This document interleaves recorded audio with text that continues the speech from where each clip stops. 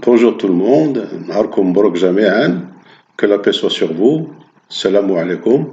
Alors on va continuer sur la création d'Adam, hein. On avait déjà fait deux vidéos antérieurement. Alors nous savons que tout ce que Dieu a créé, hein, il y a un début, il y a un développement et il y a une fin, un début, une croissance et une fin. Alors, pour ce qui est d'Adam, il n'est pas sorti de ce système, hein. Il n'a pas été créé directement adulte, hein. Donc, il a commencé lui aussi par un début. Il a eu sa croissance et la fin. Alors, nous avons vu, ou nous avions vu dans la vidéo précédente, que Adam, il a été créé sous terre, dans la terre. Alors, c'était certainement une graine, hein. On ne peut pas voir autrement quelque chose qui est sous terre, ça ne peut être qu'une graine. Donc, il a grandi, hein, dans la terre jusqu'à un certain âge.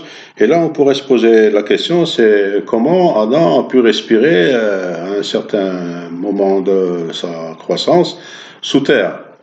Ben, c'est un peu la même question qu'on pourrait poser à un enfant qui se trouve dans le ventre de sa mère, hein. Comment qu'il fait pour respirer dans le ventre de sa mère. Enfin, il n'a pas besoin de respirer là, puisqu'il reçoit l'oxygène à travers le sang de sa mère. Alors, c'est la même chose pour Adam, hein. Son cordon ombilical, ben, et là, à l'intérieur, il y a de l'oxygène qui rentre à travers le colon ombilical d'Adam et il n'a pas besoin de respirer. C'est au moment où c'est qu'il va éclore, hein, lorsqu'il va sortir de terre, après avoir terminé son terme de croissance sous terre, comme pour l'enfant, après avoir terminé sa croissance dans le ventre de sa mère. Alors pour cet enfant, donc à la sortie du ventre de sa mère, le cordon ombilical, eh ben, il va être coupé. Donc là, il va être tributaire de sa mère pour continuer sa nourriture. Et il va donc utiliser sa bouche. Il va donc être allaité par sa mère. Et il va utiliser son poumon normalement pour respirer son oxygène. Alors, pour ce qui est d'Adam, comment ça va se passer lorsqu'il va sortir de terre? Son cordon ombilical, ben, qui c'est qui va le couper, hein? Il n'y a personne, hein?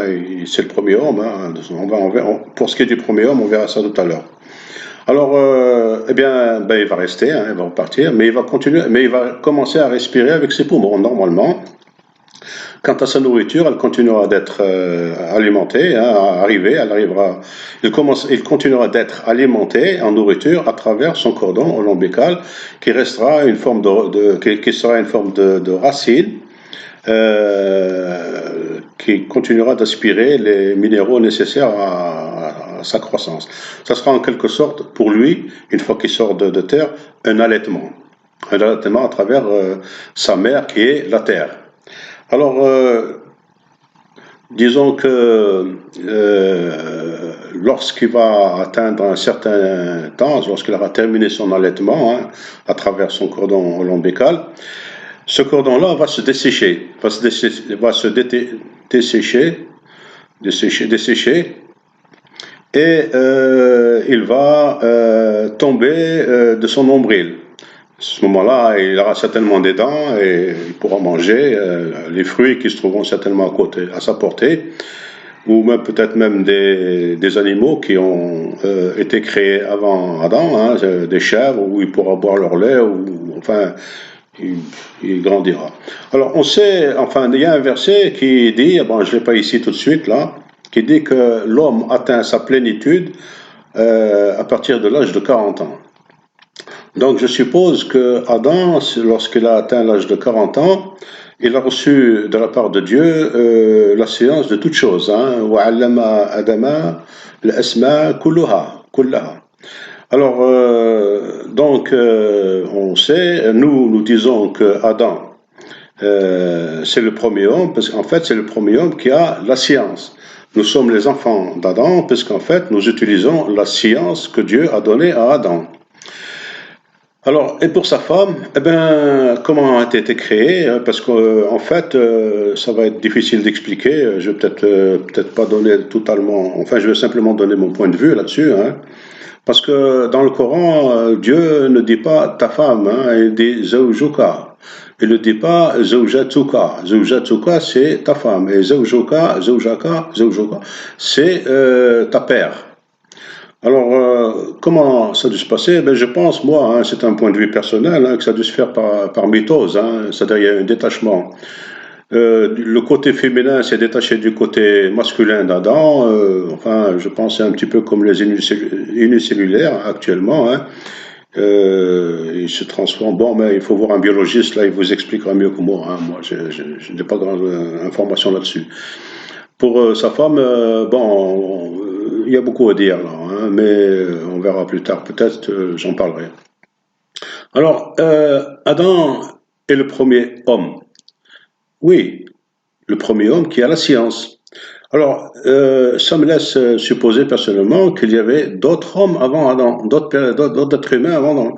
Pourquoi? Eh bien, parce que les anges, hein, lorsque Dieu a dit, euh, euh, et, alors, Dieu a dit, إذ قال ربك للملائكة إني جاعل في الأرض خليفة.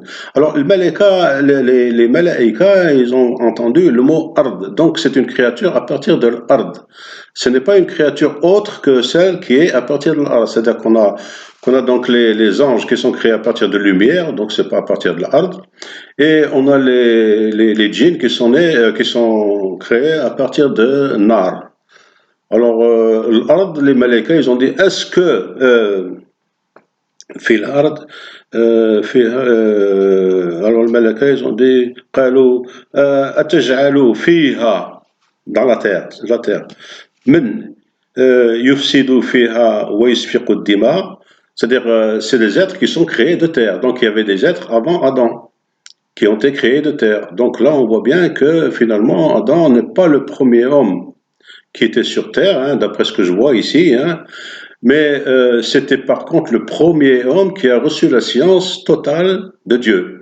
Et nous sommes les enfants d'Adam. Pourquoi? Ben parce que nous utilisons la science que Dieu a donnée à Adam. Est-ce que les hommes qui ont existé avant Adam existent-ils aujourd'hui? Ben, normalement oui, hein, parce qu'eux aussi se reproduisent, hein, mais bon, comment on peut les voir? Ben, je sais pas, hein. C'est des gens qui n'ont pas de science, hein, c'est des gens qui, je sais pas comment ça marche, hein. Là, je suis incapable de répondre à la question, mais vu le verset, là, eh bien, ma foi, il y avait des hommes qui existaient avant Adam, hein. Les anges ne peuvent pas deviner au hasard comme ça pour dire euh, est-ce que ces hommes que tu as créés de terre, là, avant Adam, est-ce que c'est des gens qui vont yufsidu fil ard fiha? Est-ce que ce sont ceux-là? Dieu a dit, vous ne savez pas ce que je sais. Donc, il va donner la science à Adam. Alors voilà, hein, c'est un peu tout ce que j'avais à dire, hein. Donc, je vous souhaite une bonne journée, hein. نهاركم مبروك جميعا. Que la paix soit sur vous. Salam alaikum. Astaghfirullah li wa lakum walhamdulillahi rabbil alamin. J'espère que j'aurai des commentaires suffisamment pertinents, hein.